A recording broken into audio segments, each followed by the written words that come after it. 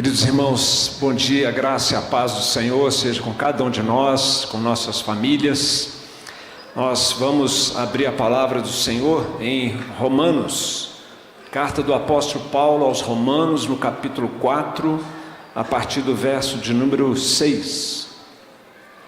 Romanos 4, 6. E a leitura será feita até o verso de número 13.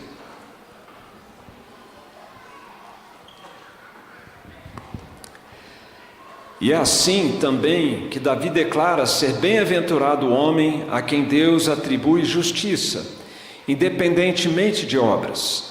Bem-aventurados aqueles cujas iniquidades são perdoadas e cujos pecados são cobertos. Bem-aventurado o homem a quem o Senhor jamais imputará pecado. Vem, pois, esta bem-aventurança exclusivamente sobre os circuncisos, ou também sobre os incircuncisos, visto que dizemos, a fé foi imputada a Abraão para a justiça. Como, pois, lhe foi atribuída? Estando ele já circuncidado ou ainda incircunciso, não no regime da circuncisão, e sim quando incircunciso, e recebeu o sinal da circuncisão, como selo da justiça da fé que teve quando ainda incircunciso, para vir a ser o pai de todos os que creem, embora não circuncidados, a fim de que lhes fosse imputada a justiça, e pai da circuncisão, isto é, daqueles que não são apenas circuncisos, mas também andam nas pisadas da fé que teve Abraão, nosso pai, antes de ser circuncidado. Não foi por intermédio da lei que a Abraão ou a sua descendência coube a promessa de ser herdeiro do mundo, e sim mediante a justiça da fé. Meus queridos, hoje nós temos o privilégio de mais uma vez termos no nosso culto matinal a recepção de crianças que serão batizadas e se tornarão membros da Igreja Visível do Senhor, membros da Igreja Presbiteriana Nacional. E essa é uma crença tipicamente reformada, é uma crença nossa, de nós que somos presbiterianos, de que as crianças devem ser batizadas. E esta prática, essa doutrina e prática da igreja, ela deveria despertar em nós alguns sentimentos ou algumas atitudes nossas.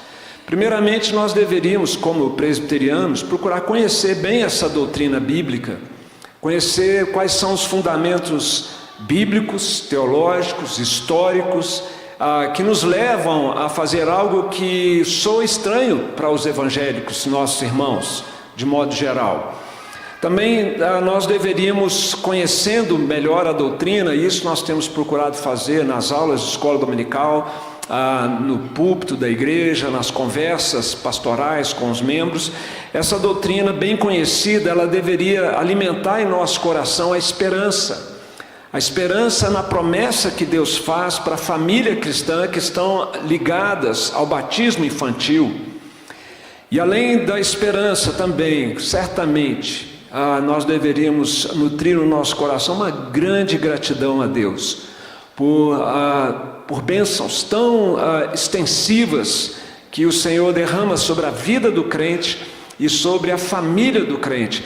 E mais, deveríamos ter no nosso coração nenhum sentimento de estranhamento, mas pelo contrário, de adoração a Deus por tão ricas promessas que Ele nos faz em relação aos nossos filhos.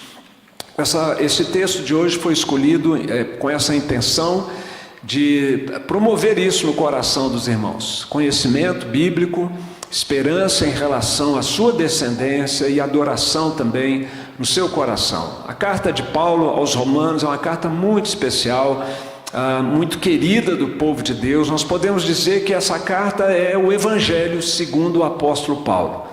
Tem 4 evangelhos na Bíblia, né? O Evangelho segundo Mateus, Marcos, Lucas, João, e o 5º evangelho está aqui, o Evangelho segundo o apóstolo Paulo. E nós não vamos ter como, assim, abordar muita coisa sobre a carta, mas a gente sabe que nesse livro, nessa carta, Paulo ele está tratando de como as pessoas, de como Deus vem até nós para nos salvar, para redimir uma porção da humanidade. Deus é condescendente, Ele desce ao nosso nível por meio de uma aliança, por meio de um pacto, e esse pacto é selado, ele é executado, confirmado mediante o sangue do próprio Filho de Deus, seu Filho eterno, Jesus Cristo, que foi enviado como Messias de Deus, ungido de Deus, para que este pacto possa ser então oferecido aos eleitos de Deus de dentre a humanidade.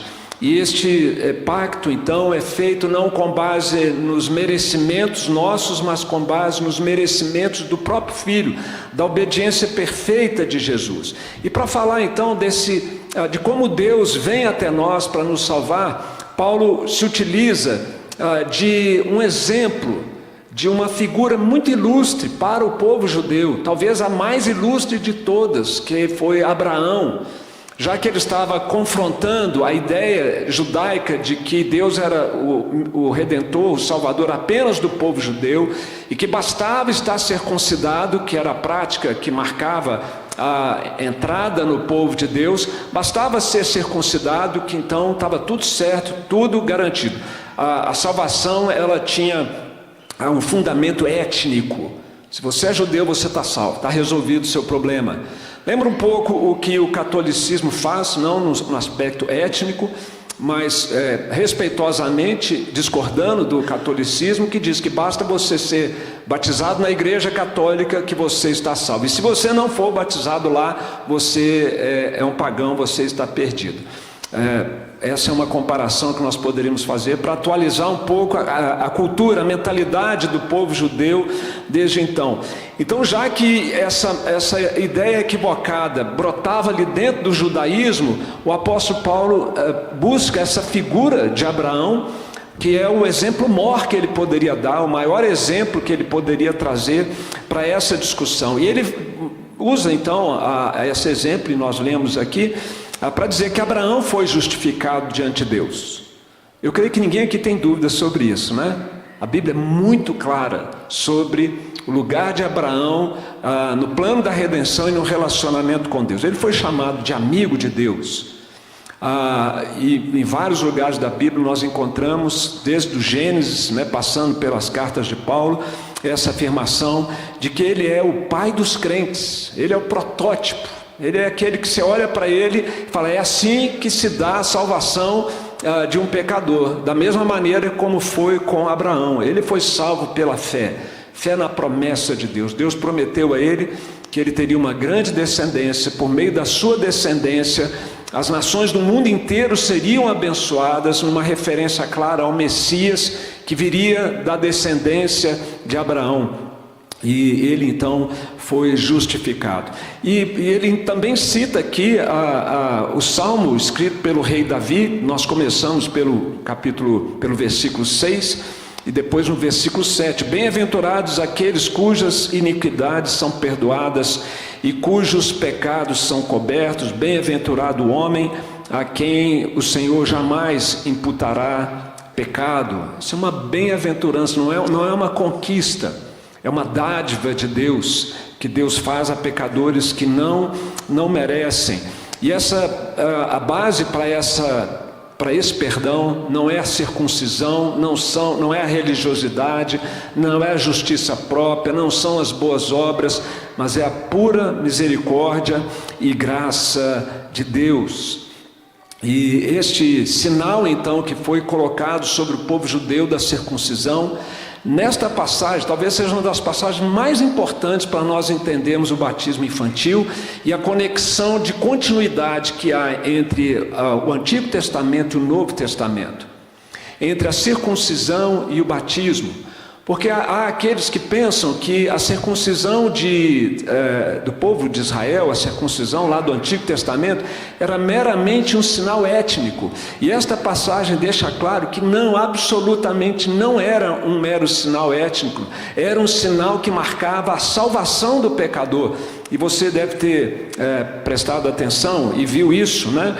Aqui no verso de número 11, falando então da experiência de Abraão. E recebeu o sinal da circuncisão como um sinal étnico? Não. Como selo da justiça da fé que teve quando ainda incircunciso, para vir a ser o pai de todos os que creem, embora não circuncidados, a fim de que lhes fosse imputada a justiça. Selo da justiça da fé. Esse é o tema de toda a carta de Paulo aos Romanos, a justiça pela fé, ou a justiça da fé. Justiça no sentido aqui de justificação, de absolvição, de perdão de pecados.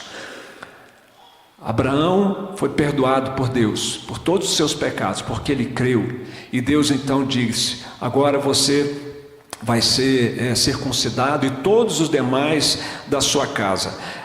No verso, nós vamos ver essa experiência então da circuncisão de Abraão lá em Gênesis, no capítulo de número 17, no versículo 24. Você sabe quantos anos tinha Abraão quando ele foi circuncidado? Olha aí, tinha Abraão 99 anos de idade quando foi circuncidado na carne do seu prepúcio. Aqui é interessante porque a circuncisão não começou com Moisés. Abraão viveu cerca de 500 anos antes de Moisés. E ele foi circuncidado aos 99 anos de idade, porque foi quando ele teve a sua experiência pessoal com o Senhor. Bom, mas e sua descendência? No versículo 25 nós encontramos Ismael, seu filho, era de 13 anos quando foi circuncidado na carne do seu prepúcio. E aí o verso 26, Abraão e seu filho Ismael foram circuncidados no mesmo dia. Abraão com 99 anos, Ismael, filho da escrava, com 13 anos, e agora Isaque, Atos capítulo 7, versículo 8, nós encontramos, Atos 7, 8, então lhe deu a aliança da circuncisão. Deus deu a Abraão a aliança da circuncisão. Assim nasceu Isaque, e Abraão o circuncidou ao 8º dia. De Isaque procedeu Jacó, e deste os 12 patriarcas. Veja que o que aconteceu no Antigo Testamento com a família de Abraão é o que acontece hoje com a família do crente. O crente se converte aos 15, 20, 50 anos de idade, ele é circuncidado, ou ele é batizado. E os seus filhos, se ele vem com filhos para a igreja, já com filhos maiores, adolescentes, jovens, se são filhos, menores de 12 anos de idade, normalmente essa é a praxe da nossa igreja, 10, 11, 12 anos, eles são batizados com o batismo infantil, e os seus filhinhos são, quando nascem, são consagrados ao Senhor pelo batismo infantil. Nós fazemos exatamente a mesma coisa que Abraão, o pai dos crentes, a quem Paulo diz que o evangelho foi pré-anunciado.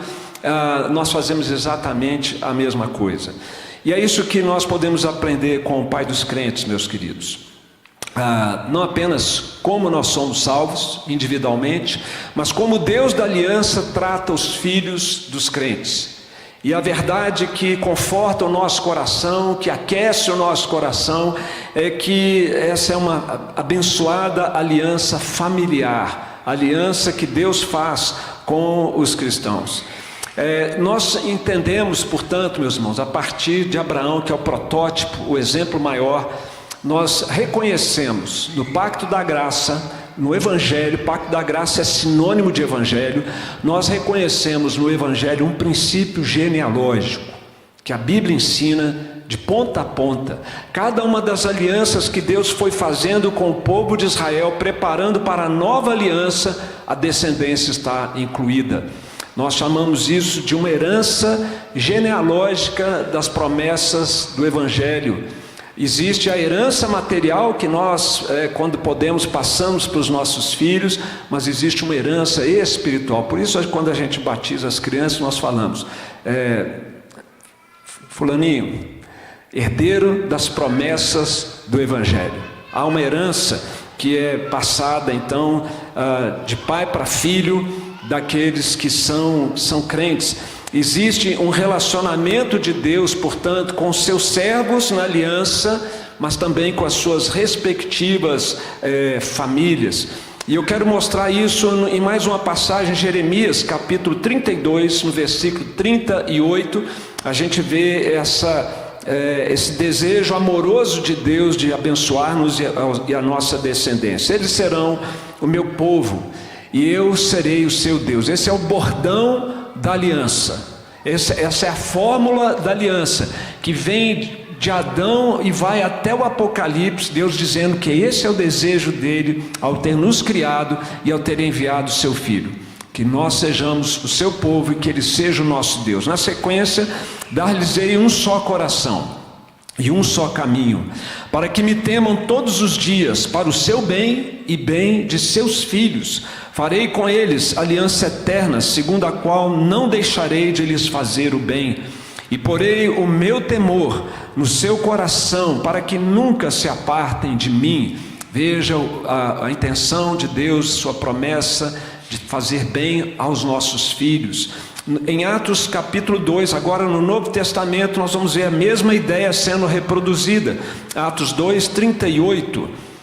Respondeu-lhes Pedro, quando Pedro prega aquele famoso sermão em Jerusalém: arrependei-vos e cada um de vós seja batizado em nome de Jesus Cristo para a remissão dos vossos pecados, e recebereis o dom do Espírito Santo, porque é o Espírito Santo que faz de nós novas criaturas e que aplica então a obra da redenção, efetivamente nos salvando. Assim, pois para vós outros é a promessa, essa promessa do Espírito Santo, da salvação. Pois para vós outros é a promessa, para vossos filhos e para todos os que ainda estão longe, isto é, para quantos o Senhor nosso Deus chamar. Então fica claro, meus irmãos, essa continuidade da mesma aliança, passando por todo o Antigo Testamento, chegando até o Novo Testamento, e Deus salvando individualmente, mas tratando com a coletividade, com o povo, com um povo formado por famílias. E infelizmente nossos irmãos evangélicos pensam que esse tratamento coletivo do Senhor é para o Antigo Testamento. Agora no Novo Testamento o tratamento é individualizado. Isso na verdade, meus irmãos, não é evangelho, isso não é Bíblia, isso é pós-modernidade. É o pensamento individualista que exclui esse senso de comunidade, de família, que vinha desde o Antigo Testamento. Deus, ele não recua nas suas promessas. John Owen, o príncipe dos puritanos, fez menção a isso, quando ele disse que um privilégio, uma promessa que Deus tenha concedido, não pode ser anulado, pode ser aumentado, mas diminuído não. E ele diz então: deixar as crianças de fora da nova aliança é contrário à bondade, ao amor, à aliança de Deus, e é especialmente aviltante à honra de Jesus e ao Evangelho, porque é dar um passo atrás, é diminuir aquilo que Deus já vinha fazendo ao longo do Antigo Testamento, e Deus não faz isso absolutamente. Eu gosto muito também de uma afirmação de Palmer Robertson, que eu costumo utilizar nas aulas que nós ministramos sobre isso. Inclusive no domingo que vem, uma das classes da IBD de inverno será comigo, será a classe de presbiterianismo avançado, e nós vamos lecionar sobre a doutrina do pacto, o aliancismo. Quem nunca teve essa instrução está convidado a participar, e eu uso essa citação de Palmer Robertson, que é um grande especialista na doutrina do pacto, quando ele diz então que esta promessa feita à descendência funciona da seguinte maneira: jamais será completamente interrompida a linha do fiel. Em todas as gerações seguintes, a linha do povo da aliança de Deus será mantida no seu sobrenome, na sua casa, se você é um crente no Senhor Jesus. Para pensar nisso. Você vai morrer, virão seus bisnetos, trinetos, tetranetos, pentanetos, e ali vai ter sempre uma linhagem fiel ao Senhor. E você já deve conhecer famílias que estão nesse processo já há várias gerações. Na verdade, a minha começou há 50 anos, quando eu me converti. E eu espero, na promessa do Senhor, que muita coisa virá e eu não vou nem poder assistir, porque eu já terei passado. É assim que funciona, meus irmãos. Esse é o princípio genealógico da aliança, uma mesma aliança de redenção no Antigo e no Novo Testamento, em que Deus determina o seu Filho para vir redimir tanto os do Antigo Testamento que viveram antes dele, quanto os do Novo Testamento que viveram na época dele, quanto a todas as gerações sucessivas da igreja do Senhor que viveram depois de Jesus. É por meio dele, pela fé nele, pela graça de Deus que nós somos salvos. Isso aí é tranquilo, é pacífico, todos os crentes entendem isso, mas a palavra de Deus vai além, nos diz que para a descendência dos crentes há uma promessa muito especial. E eu concluo, meus irmãos, perguntando para a igreja, como é que a gente lida com essa doutrina, com essa prática, com essas verdades que devem aquecer o nosso coração. Talvez alguns, até presbiterianos, olham para isso com indiferença, é só uma formalidade, né? Mais uma vez, mais um culto com batismo infantil, até por desconhecerem, né, a beleza da graça de Deus que Ele promete às famílias dos crentes. Indiferença, provável que seja uma das reações. Outra que a gente vê que é muito comum é até uma certa indignação por parte dos evangélicos em relação, que absurdo, os presbiterianos batizam criança, é coisa de católico. É totalmente diferente de católico, só o nome do Pai da Trindade ali, Pai, Filho e Espírito Santo, e a água que é igual. A doutrina é completamente diferente, significa outra coisa. E muitos então, até quando chegam para o nosso meio, vindo de outras igrejas evangélicas, estranham, ficam desconfortáveis com isso. Mas quando nós entendemos a palavra de Deus, nós somos estimulados, meus irmãos, a reivindicar essa promessa na vida dos nossos filhos e da nossa descendência. Senhor, tenha misericórdia, como o Senhor prometeu. Abençoe nossos filhos, abençoe nossos netos, com a bênção maior de todas, que é o Espírito Santo, que regenere o coração deles. Gratidão a Deus, imensa gratidão, como Davi manifestou quando Deus fez a aliança do reino, que é uma das alianças preparatórias para a nova aliança. Davi ficou abismado, Davi ficou perplexo. Ele disse: Senhor, não bastava o Senhor falar, me abençoar a minha vida, o meu reino, o Senhor ainda faz promessas para a minha casa para um tempo que eu nem vou testemunhar. Davi ficou assim, chocado com a superabundante graça de Deus. Que haja no nosso coração essa gratidão, que nos leve a adorar a Deus ainda mais, a amar a Jesus ainda mais, por essa graça superabundante que Ele deseja, que Ele promete para nós. E uma última reação muito positiva para esta doutrina e para esta prática bíblica é batizar os nossos filhos. Traga seus filhos para o batismo infantil. Hoje vários pais farão isso. E se você ainda não fez isso com seu filho, faça isso. Uma expressão de fé, de gratidão e de adoração ao Senhor. Calvino disse sobre isso, que quem descansar confiantemente nesta promessa de que Deus se dispõe a fazer misericórdia à sua posteridade, deve apresentar seus filhos pequenos para que recebam o sinal dessa misericórdia divina, o batismo infantil. Creiamos, irmãos, esperemos por bênçãos na nossa descendência, bênçãos da aliança, bênçãos da salvação, que abençoada aliança familiar Deus faz com o crente. Amém, queridos?